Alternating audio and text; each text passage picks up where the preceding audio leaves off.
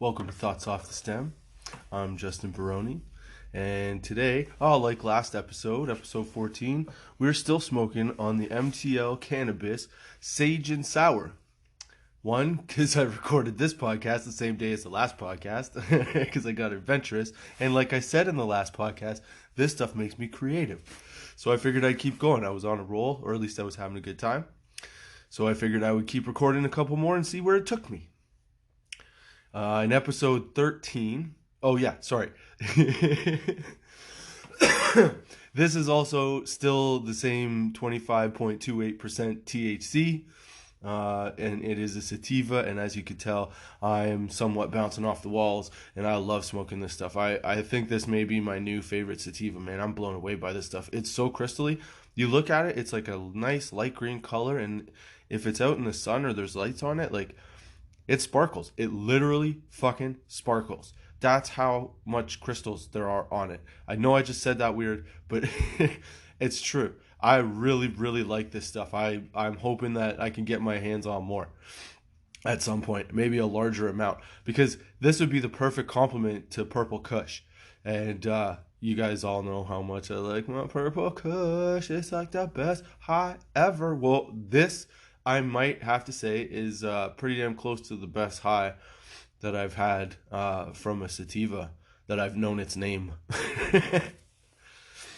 Yeah.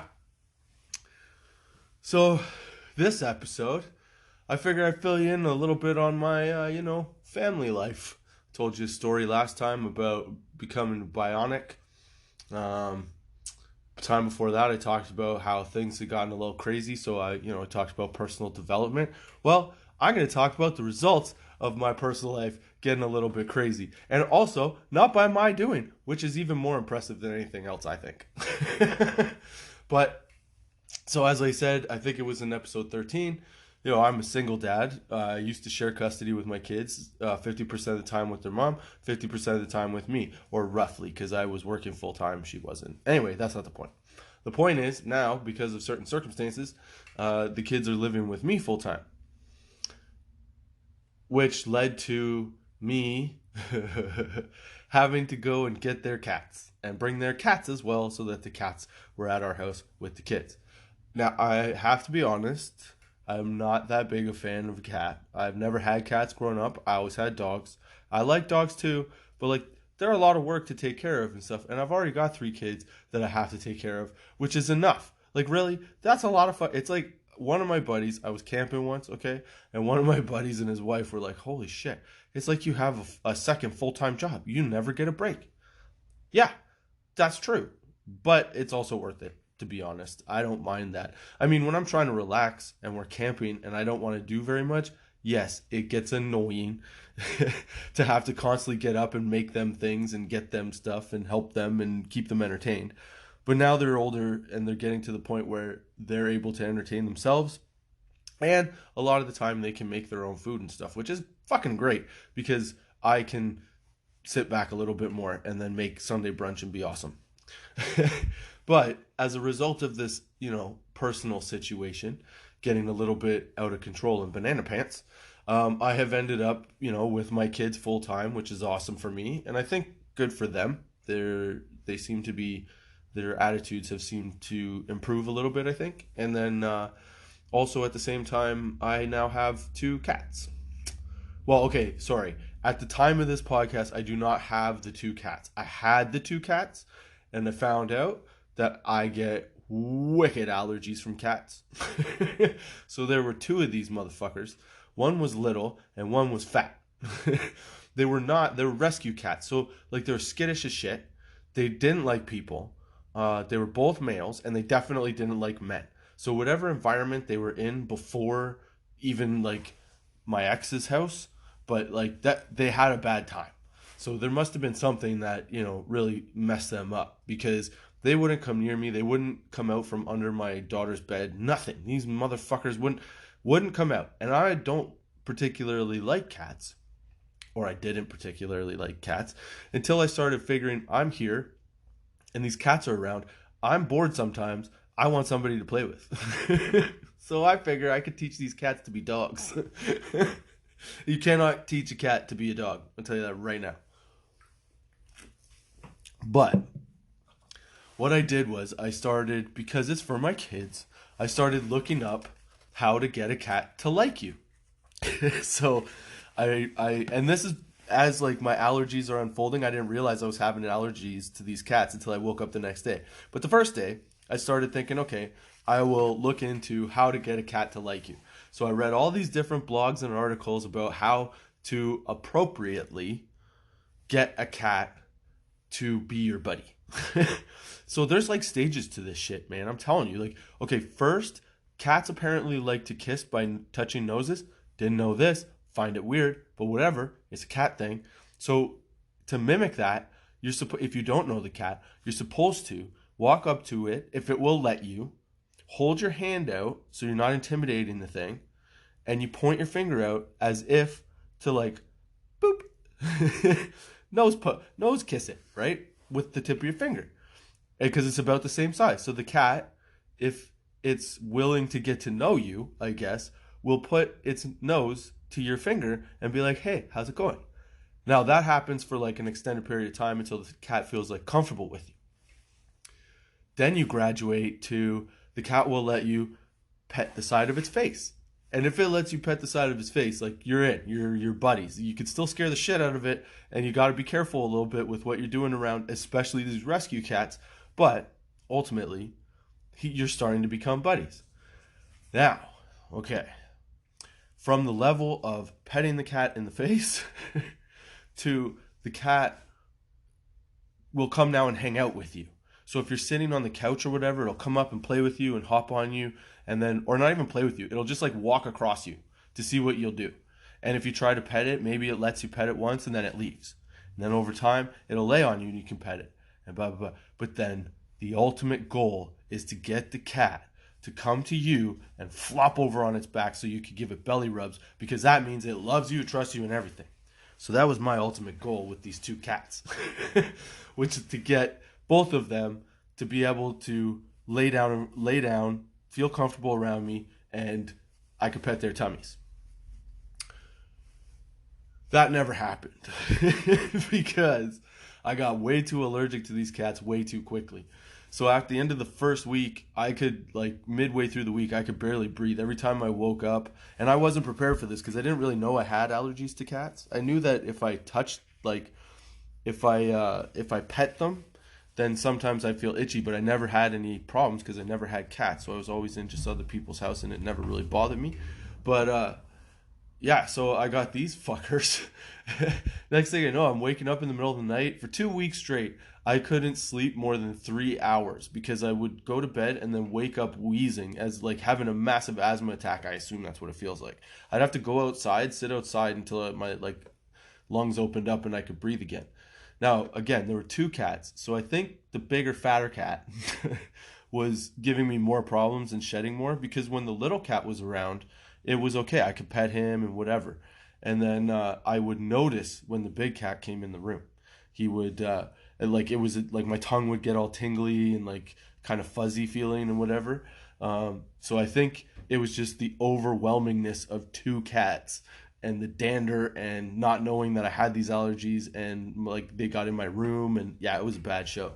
So I eventually got them out of my room, figured out that if I clean everything up, wash everything, I should be okay. I ended up having to get an air purifier because, I mean, you want to live, you want to breathe.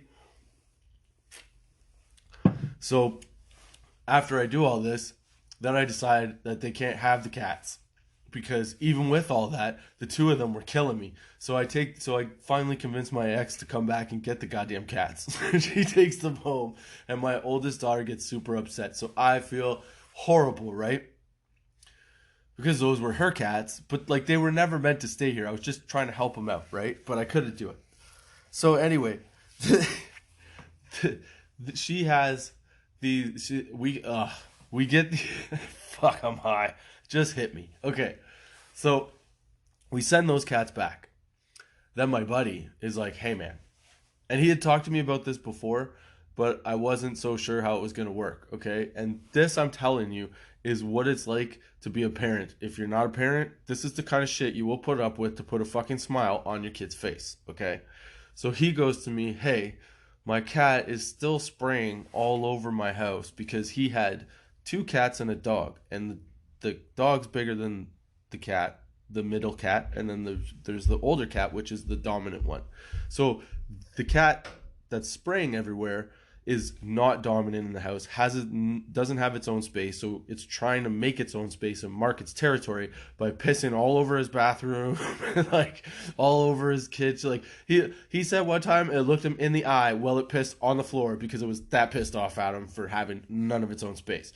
So he said, hey man, would you be opposed to taking my cat? And I said, no.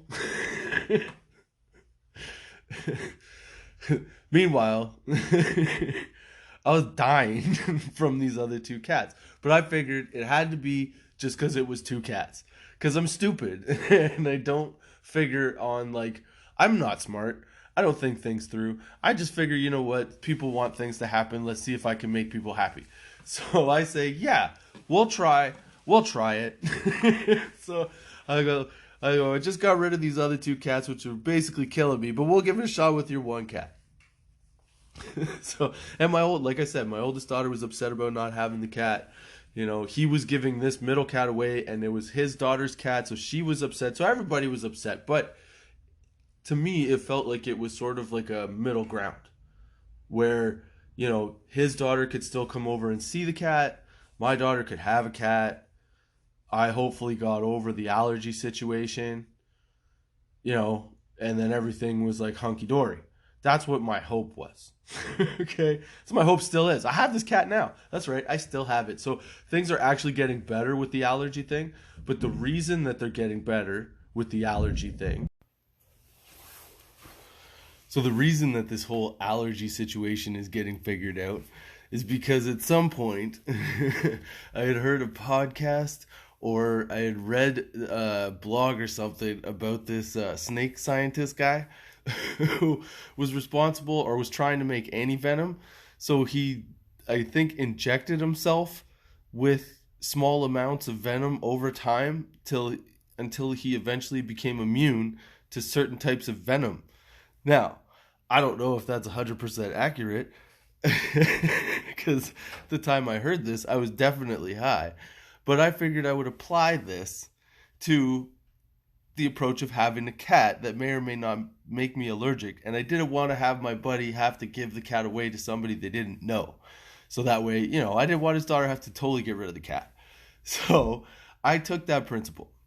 And what I did was, when we got the new cat, which I found out was actually a Bengal or a mix with Bengal in it, which made it it didn't have as much of an effect on my allergies as these other two cats that were not Bengal cats. Apparently Bengal cats are hypoallergenic, and whatever the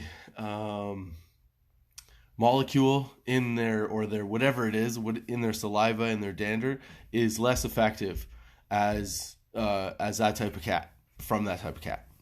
So what I did was I decided I would spend a lot of time with this cat and play with it and pet it and, you know, do all the things that you're supposed to do, like I said before, with the whole poking it in the nose and then, you know, petting its face. And this cat eventually just flipped right over for me and I could pet his tummy, no problem. This cat was awesome. It only took a couple days for him to come out of hiding, because apparently when they come to your place, they hide for a bit until they feel safe. Only took her a couple days to come out and hang out with us and play. She made a little spot under my daughter's bed because my daughter is apparently like cat queen. All the cats love her. So yeah, I would play with this cat, hang out with it. I would get it to like walk all over me. I rubbed my face on the side of it at one point just to get it all in me, to see if I could get all this, you know, all the allergens in and see if my body would effectively work itself out. Now, having said that, the first air filter I bought did not effectively do what it was supposed to, so I moved that to my room when I cleaned my room. Because I also found out you have to clean more often so that you pick up all the hair and the dander and when they shed, right? So now I'm having to, vacuum and sweep. I sweep my place every day, but I'm having to fucking vacuum at least twice a week because I've got a little area rug, and I noticed it collects a lot of shit. So yeah, so I've had to do that with the cat. I've had to, obviously be a little bit cleaner than I normally have been. I'm not that dirty, I don't think. And I moved that first set of air purifiers up to my room, and I bought a more expensive air purifier that was like a HEPA filter, all that shit, and that thing works fucking great. It is awesome. So yeah, these symptoms are subsiding, and it's pretty awesome now because now we have a little pet that we can play with. I was the other day, I was trying to get her to come out from under the bed, and there was a little hair tie from one of my daughters. So we were flipping that across the floor, and this cat was bouncing all over the place. Man, she's awesome. So my entire attitude to cats has totally changed. I'm in. My oldest daughter makes fun of me. She's like, "You love the cat. You want to have a kitten." So yeah, I'm not a total cat guy, but I like having a cat. I like their attitudes. I like that if they're pissed off at you, they let you know by doing silly shit, like staring you in the face and pissing on your floor. I find that kind of funny. I like the fact that if you're not feeding them, they'll tell you, and you can figure it out pretty easily. Their body language is incredible. But now that has moved on to my daughter now saying, well, I want a dog too. And yeah, I'd like to have a dog too, but let's be honest, I'm not fucking Dr. Doolittle over here. We got to do one thing at a time and see how it goes.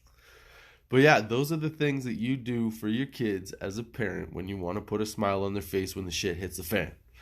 You'll put up with allergies. You'll find every way around it that you possibly can. You'll meet it head on. You'll do what you got to do. It doesn't matter. You got to find the lighter side of shit. I say this all the time, but you really do. You got to try things. You got to try new stuff. You got to see what you could do and get away with. And I don't mean that in a bad sense. I mean how far can you push your limits? What can you take? What can you handle? Can you be the rock? Can you be the guy with the big shoulders, that carries the world sort of thing? I don't know. Maybe. Maybe not. But you don't find out until you try and do shit like that. I would have never known I had allergies, to cats if I hadn't taken in a couple cats and almost, come to my demise from inhaling all this dander and allergen and shit. But I tried. I'm trying to work through it. And then, we found one. We lucked out that we got a little kitty. Well, she's not little, but she's small. I don't know. But yeah, now we have a cat, and it's a different world, man. I'm the mature one. I'm the reliable one, apparently. I never would have thought that. That has never been how anybody has ever described me. They've used other more colorful words and phrases. But yeah, you'll do anything for your kids, especially, when it counts. So that's my story about how I became the, full-time dad, mom to my kids and a cat owner. You just do what you can with what you got, I guess. I hope you guys enjoyed the episode. I hope you keep coming back and joining me every Friday at 4:20 p.m. for Thoughts Off the Stem. Roll them up, light them up, smoke them up, stay high, and don't forget to check out the merch store, teespring.com/stores/TOTS420. I think you guys will like the stuff. I'm telling you. You just got to check it out. Let me know what you think of it too. Like I said, I think it was the last episode. I put a website. I put together an email address so that I could get some feedback. So if you guys have any feedback, email me.